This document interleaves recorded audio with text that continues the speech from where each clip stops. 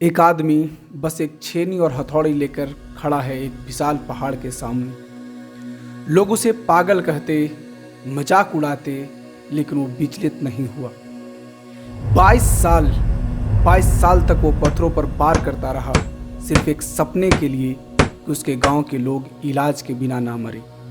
उसकी फगुनी जैसी कोई और औरत पहाड़ की बेहरमी का शिकार न बने। ये कहानी है दशरथ मांझी की, एक आम मजदूर की, जिसने अपनी पत्नी के प्यार में ऐसा काम कर दिखाया जो बड़े बड़े राजा महाराजा भी नहीं कर सके।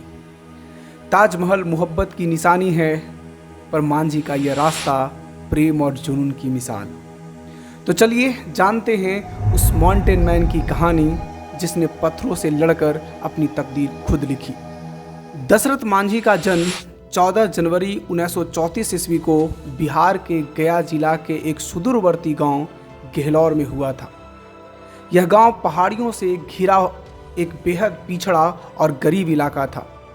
यह पहाड़ ही गेहलोर को गुलाम बनाकर रखा था, जो मुख्य धारा के भारत से इसे अलग करता था। सुविधाओं के अभाव में ही यहाँ के लोग अपना जीवन यापन करते थे। बगल के बाजार वजीरगंज, जहाँ स्कूल, स्वास्थ्य केंद्र और ज़रूरत के सामान मिलते थे, वहाँ भी गेहलोर के लोगों को जाने के लिए पहाड़ लांघना पड़ता था, जो बहुत ही दुष्कर था।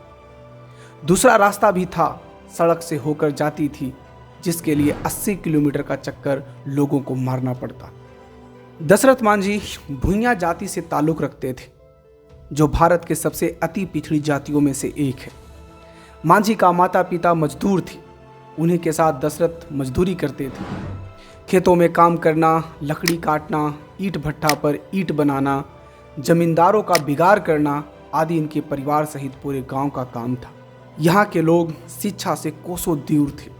दशरथ मांझी का विवाह बचपन में ही बगल के गांव के फगुनी देवी से हुआ था। दशरथ और उनके परिवार के गरीबी और बदहाली देख फगुनी देवी का पिता गवना करने से मना कर दिया और उसका विवाह शहर के कोई दूसरा लड़का से तय कर दिया। दशरथ को जब यह खबर मिला तो वो फगुनी देवी को उसके घर से भगाकर अपने घर ले आया। फिर क्या, धीरे धीरे उन दोनों में घनिष्ठ प्रेम हो गया और बाद में यही प्रेम इतिहास रचने का कारण बना। एक दिन की बात है, दशरथ मांझी पहाड़ी की दूसरी तरफ खेतों में काम कर रहे थे। दोपहर चढ़ रहा था। दशरथ मांझी की भूख भी जोरों पर थी। उनका खाना उनकी गर्भवती पत्नी थोड़ा देर से ही सही, लेकिन माथे पर रख हाथ में पानी लिए पहाड़ी पार कर रही थी। जब फगुनी देवी पहाड़ी के शीर्ष पर थी तो पहाड़ के पत्थरों ने फगुनी को धोखा दे दिया। पत्थर फिसला और फगुनी पहाड़ के पत्थरों से टकराता हुआ नीचे आ गई। हालात बेहद खराब था।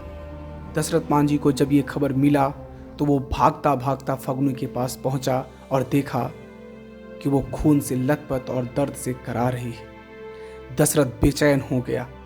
आंख में आंसू लिए वो जोर जोर से चिल्लाया। लोग जुटे और झटपट फगुनी देवी को खाट पर सुलाकर पहाड़ पार वजीरगंज ले जाने लगे। रास्ते में दशरथ बार बार बोलता रहा, फगुनी सांस मत छोड़ना, बहुत जल्द पहुंच जाएंगे अस्पताल। पहाड़ की ऊंचाई और चट्टानों की अनियमितता के कारण फगुनी अस्पताल पहुंचने से पहले ही दम तोड़ दी और अपने सैया दशरथ को अकेले छोड़कर चली गई। इस घटना के बाद दशरथ मांझी बुरी तरह टूट गया। वो जोर जोर से चिल्लाया, फपक फपक कर रोया और फिर एकदम शांत हो गया, जैसे वो कुछ जानता ही नहीं हो। पर उनकी आंख से आंसू रुक नहीं रहे थे। वो फगुनी को याद कर बहुत रोया। दशरथ फगुनी के चिता के धुएं के बीच पहाड़ के नीचे बैठे पूरे पहाड़ को निहारा और आंख में आंसू भरकर भारी मन से पहाड़ से पूछा, हमने क्या गलती किया था? हमको क्यों सजा दिया तुमने? हमारी फगुनी क्या किया था तुम्हें? उसका जान क्यों ले लिया? बताओ। रोते रोते अचानक चुप हो गया और गुस्से में आकर पहाड़ को कहा, तुम में बहुत अकड़ है, तुम में बहुत जोर है, मैं तुम्हारी अकड़ को चकनाचूर कर देंगी। तूने हमारी जिंदगी बर्बाद किया है। ये कहा और पहाड़ में आग लगा दिया। फिर क्या, अपने घर आया और अपने घर की 2 बकरियों को बेचकर छेनी हथौड़ी खरीदा और लग गया पहाड़ का अकड़ तोड़ने में, पहाड़ को चीरने में, पहाड़ के बीच रास्ता बनाने में, ताकि फगुनी को शांति मिल सके और फगुनी जैसे कोई और का जान नहीं जाए। फगुनी की प्रेम और रास्ता बनाने का जुनून इस कदर दशरथ मांझी पर सवार हुआ कि उसके बाद दशरथ को कुछ नहीं सूझता। रोज सुबह उठता, छेनी हथौड़ी लेता और चल जाता पहाड़ तोड़ने। दिन भर फगुनी को याद कर पत्थरों पर चोट मारता रहता और अपने मन को संतोष से भरता रहता। शाम को घर आता, फिर सुबह वही काम दोहराता। ये उनकी दिनचर्या बन गया। लोग उन पर हंसते, कहते कुछ दिन की गर्मी है, फिर ठंडा हो जाएगा, चला है पहाड़ तोड़कर रास्ता बनाने। पर कोई भी नहीं सोचा होगा कि ये जिद्दी सच में पहाड़ का घमंड तोड़ डालेगा। दशरथ मांझी को लोग पगला कहता, बच्चे उन पर राह चलते पत्थर फेंकते और ढेल फोरवा बाबा कहकर उन्हें चिढ़ाते। पर ये दशरथ मांझी को विचलित नहीं कर पाते। ये लगे रहते अपने मिशन में। धूप, छांव, गर्मी, ठंडा, वर्षा, आंधी, तूफान, कुछ भी आ जाए, वो पहाड़ तोड़ने का काम नहीं छोड़ते। मानो वो किन्हीं से वादा किया हो पहाड़ तोड़ने का, शायद फगुनिया से। उनकी समर्पण की अंदाजा इस बात से भी लगाया जा सकता है कि 1966 की अकाल के समय जब पूरा गांव के लोग अपनी जान बचाने के लिए शहर के लिए पलायन हो गए थे, तब भी वो पहाड़ को छोड़कर कहीं नहीं गया। शायद ये प्रेम था फगुनिया से जो दशरथ को इतना ताकत देता था। पहाड़ तोड़ने का कार्य मांझी 1960 में शुरू किया।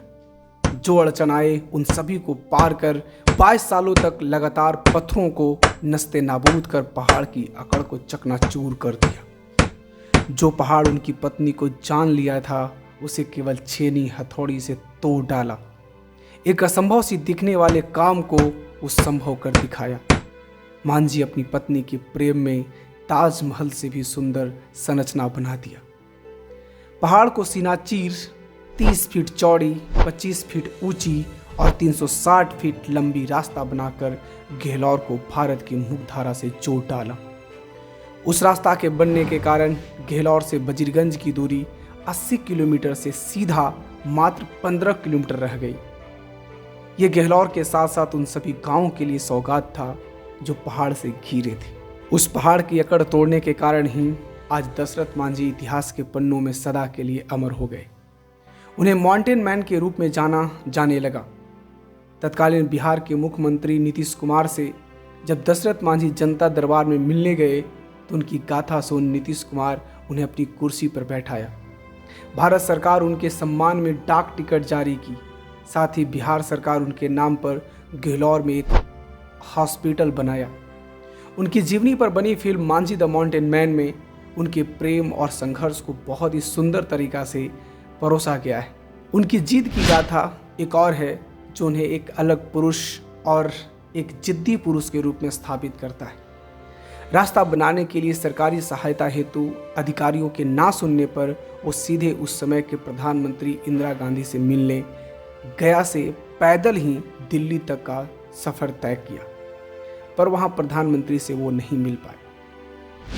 उनकी मृत्यु 17 अगस्त 2007 को दिल्ली के एम्स में गॉल ब्लैडर में कैंसर के कारण हो गया। दशरथ मांझी की कहानी आज की पीढ़ी को दृढ़ संकल्प, निरंतरता, जीत और असंभव को संभव बनाने की ताकत को सिखाता है। वो कहते थे, भगवान के भरोसे मत बैठिए, क्या पता भगवान आपके भरोसे बैठे हो। कैसा लगा ये वीडियो? अच्छा लगा हो तो लाइक और शेयर जरूर करिएगा।